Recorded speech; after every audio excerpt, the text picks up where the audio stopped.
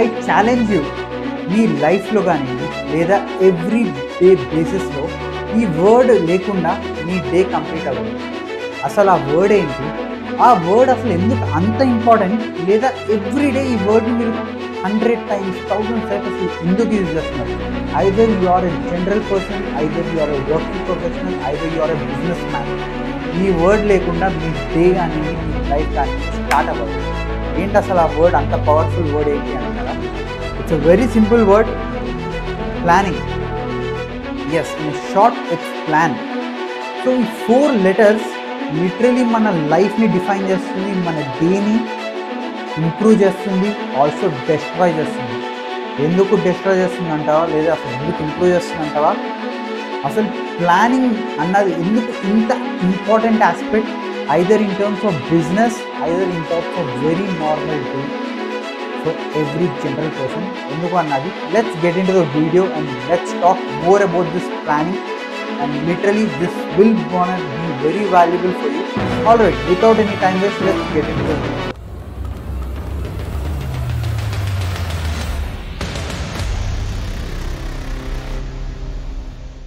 Hi everyone and welcome to the channel Millionaire Daddy and I am Pavan. Alright, మనం already ముందే మాట్లాడుకున్నాం కదా, we are discussing about planning. అసలు planning ఏంటి? Plan అనగానే మన మైండ్లోకి ఏమొస్తుంది? ఎప్పుడో 10th మనం గోవాకి వెళ్దాం అనుకున్న, ఆ ప్లాన్ చేసుకుందాం అనుకున్న ఆ ప్లాన్ గుర్తొస్తుందా? లేదా నెక్స్ట్ డే సండే రోజు సిట్టింగ్ వేద్దాం అనుకున్నాం, ఆ ప్లాన్ గుర్తొస్తుందా? ఆల్ రైట్, జోక్స్ ఏ పార్ట్. సి బేసికలీ నేను అదే అన్నా కదా, ఎవ్రీడే బేసిస్లో ప్రతి ఒక్కళ్ళు లిటరలీ ప్లాన్ అన్నది ప్రతి day day day day they use this word. ఎందుకు ఆ ప్లాన్ అన్నది అసలు ఎందుకు యూజ్ చేస్తున్నారు? ప్లానింగ్ అన్నది ఎందుకు అంత ఇంపార్టెంట్ అన్నది let me tell you now. See basically plan అనగానే ఏం గుర్తొస్తుంది మనకి?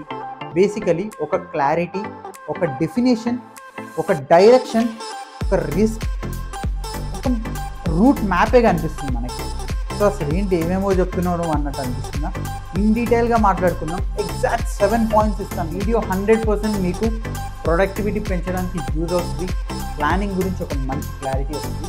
All right, let's get started. First thing వచ్చేసరికి planning provides us a right direction and a great clarity. So two things which are really interesting, which is direction and clarity. First thing, talking about direction. Direction ఏముంది అసలు దీంట్లో అంటావా? Very simple. మనం ఒక టూర్కి వెళ్తున్నప్పుడు first thing మనకి చాలా డిఫరెంట్ వేస్ ఉంటాయి. ఒక గోల్ ఉంది, ఆ గోల్ని నువ్వు రీచ్ అవ్వడానికి ఈ రూట్ మ్యాప్ నుంచి వెళ్తే నీకు 500 kilometers వస్తుంది. ఒక షార్ట్ కట్ ఉంది, నీకు 50 kilometers తగ్గుతుంది, 450 ఉంది, బట్ కొంచెం రిస్క్ ఉంది. లేదా ఇంకో రూట్ ఉంది which is like 600 kilometers, 100 kilometers ఎక్కువ, కానీ లొకేషన్స్ చాలా బాగుంటాయి. నౌ ఈ 3 things మీకు ముందున్నప్పుడు first you will select the right route, right? అలాగే డైరెక్షన్ ఒక బిజినెస్కైనా కానీ who should do that, why they should do that and when they should do that. ఈ 3 things అన్నది నేను మైండ్లో ఉండాలి. ఎందుకు, ఏంటి, ఎలా. సో ఆ డైరెక్షన్ లేకుండా నువ్వు కనుక రూట్లోకి దిగావు, బండి స్టార్ట్ చేసి గోవా కొడుతున్నావు అంటే ఆ 1 point నువ్వు ఇరుక్కుంటూ ఎటు వెళ్ళాలో అర్థం కాదు. సో అన్నది లిటరలీ చాలా చాలా చాలా ఇంపార్టెంట్. అప్పుడే నువ్వు ఎవరితో వర్క్ చేపియాలి, ఏం వర్క్ చేపియాలి, ఎలా చేపియాలి అన్నది క్లారిటీ ఉంటుంది. నో క్లారిటీ, ఓకే, నేను ఆల్రెడీ ఇక్కడ యూజ్ చేస్తాను. Now coming to the clarity part. Clarity ఎందుకు అసలు ఉండాలి అంటే వెరీ సింపుల్. మీకు ఆల్రెడీ రూట్ మ్యాప్ ఉంది, ఫైన్. ఎవరితో చేపియాలి, ఎందుకు చేపియాలి, ఎలా చేపియాలి అన్నది. But to ensure that is going in a smooth way, అంటే ఏ హజిల్స్ లేకుండా, మధ్యలో ఏదో ప్రాబ్లమ్స్ రాకుండా ఒక మంచి స్మూతర్ వేలో నువ్వు అనుకున్న దానికి వెళ్ళడానికి ఇంకొక మంచి క్లారిటీ ఉండాలి. అంటే వెరీ సింపుల్ ఎగ్జాంపుల్, ఆల్రెడీ నువ్వు డైరెక్షన్ అన్నా నువ్వు ఫిక్స్ చేసుకున్నావు, 450 kilometers దాంట్లో నుంచి వెళ్తా, నాకు పెట్రోల్ సేవ్ అవుతుంది, కిలోమీటర్స్ కూడా తక్కువ పడుతుంది, ఫైన్. మరి క్లారిటీ రావాల్సింది ఏంటి అంటే, క్లారిటీ ఏం రావాలి అంటే నువ్వు ఎవరితో చేపిస్తున్నావు, ఎందుకు చేపిస్తున్నావు, ఎలా చేపిస్తున్నావు అనేలాగానే ఆ రూట్లో నీకేమన్నా ప్రాబ్లమ్స్ ఉండొచ్చా, రూట్ అంతా బాగుంటుందా, రోడ్డు మధ్యలో ఎక్కడైనా ప్రాబ్లం ఉంటుందా అన్నది నువ్వు తెలుసుకోవాలి. ఆ క్లారిటీ ఉన్న తర్వాత నువ్వు వెళ్తేనే better, right? You agree with my direction and the clarity, right? All right, now closing this, let's get into the other. Reduce risk and uncertainty. So basically risk and uncertainty, ఈ 2 things మనం మైండ్లో ఇప్పుడు మాట్లాడుకుందాం. First thing risk. All right, same ప్లాన్కే వెళ్దాం మనం. నువ్వు direction చూసుకున్నావు, మంచి క్లారిటీ కూడా వచ్చింది. మరి దాంట్లో రిస్క్ ఏంటి అంటావా? 450 కిలోమీటర్స్ కొంచెం షార్ట్ కట్ అని నువ్వు జంగల్ మధ్యలో నుంచి వెళ్తున్నావు.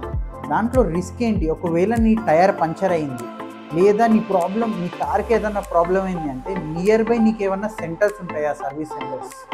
లేదా if there is something wrong, ఒకవేళ ఏదన్నా సంథింగ్ రాంగ్ అవుతే నియర్ బై నీకు ఎంత అవైలబిలిటీ ఉన్నది, అవన్నీ నువ్వు చూసుకుంటావు, రైట్? సో రిస్క్ అన్నది నువ్వు ముందే ఏం రావచ్చు అన్నది నువ్వు అనలైజ్ చేయాలి. సో రిస్క్ ఫ్యాక్టర్స్ నీకు అన్ఎక్స్పెక్టెడ్గా వచ్చినప్పుడు అది నీకు రిస్క్ లాగా అనిపించదు. So uncertainty is nothing but the same which I told you. నువ్వు ఆల్రెడీ రిస్క్ ఇది రావచ్చు అని నువ్వు ప్రిడిక్ట్ చేసి, లెట్స్ కన్సిడర్ నీ కార్లో 250 కిలోమీటర్స్ వరకు పెట్రోల్ ఉంది, ఓకే, బట్ ఆ కంటిన్యూస్ ఆల్మోస్ట్ ఒక 300 స్ట్రైట్ లైన్ వరకు పెట్రోల్ బంక్స్ లేవు. ఇది నువ్వు ఆల్రెడీ ఒక క్లారిటీతో ఉన్నావు కాబట్టి నువ్వేం చేస్తావు, ఎక్స్ట్రా పెట్రోల్ నువ్వు క్యారీ చేస్తావు. దీనివల్ల నీకు సడన్ సర్ప్రైజ్ ఉండదు. అంటే మధ్యలో పెట్రోల్ ఆగిపోయినా కానీ సింపుల్గా నువ్వు డిక్కీ ఓపెన్ చేసి పెట్రోల్ కొడతావు. అలానే పంచర్ అయినా అంతే, నీకు పంచర్ అవ్వచ్చు అని నీకు అనిపించి నువ్వు ముందే, if you're keeping an additional stepney with you, ఏమవుతుంది, పంచర్ అయినా కానీ నువ్వు ఒరే పంచర్ హెరానా పడాల్సిన అవసరం ఉండదు. ఎందుకంటే you have an problem and statement and answer with you. తీసుకో, కొత్త టైర్ మార్చుకుంటూ కొత్త అయిపోయింది.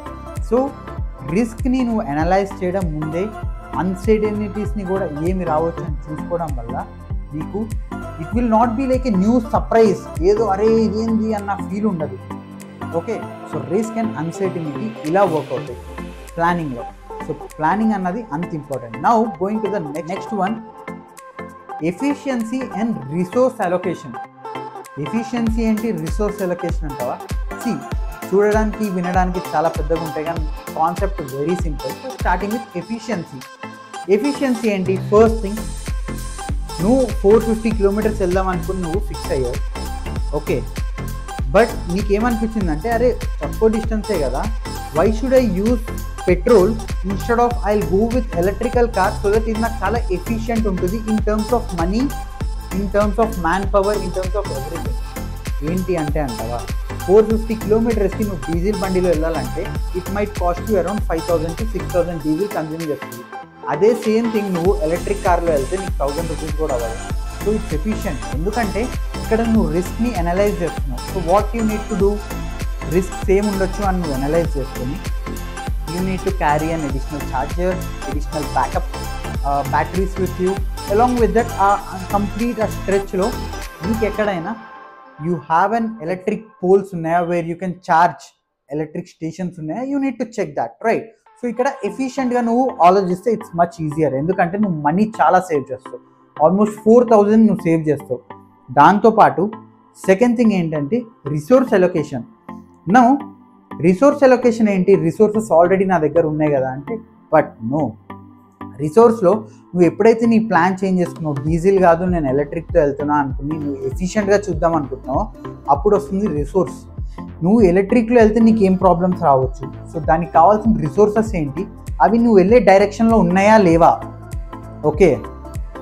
మైట్ బి ఈ ఛార్జర్స్ కానివ్వండి, లేదా బ్యాటరీ ప్యాక్స్ కానివ్వండి, లేదా ఎక్కడన్నా ఎలక్ట్రిక్ స్టేషన్స్ ఉన్నాయా లేదా, ఆర్ ఎలక్ట్రిక్కి might be if you feel that rainy సీజన్లో అంత ఎఫిషియెంట్ కాదు అనుకున్నప్పుడు what can be the additional improvement you can use for that. So ఇలా నీ రిసోర్సెస్ ఏమైతే అవసరం పడతాయో ఆ పర్టికులర్ కార్కి, ఏమన్నా ఎలక్ట్రిక్ వర్క్స్ ఉన్నాయో అన్నీ చేసి, సో ఆ రిసోర్స్ అన్నిటిని నువ్వు అలొకేట్ చేసుకొని నీ ఎఫిషియెంట్ వేలో నువ్వు వెళ్ళొచ్చు. సో అందుకే ప్లానింగ్లో ఎఫిషియన్సీ అండ్ రిసోర్స్ అలొకేషన్ కూడా one of the main key role play చేస్తుంది in terms of business, in terms of gender. If you like this video, don't forget to subscribe and have a great day. Bye-bye.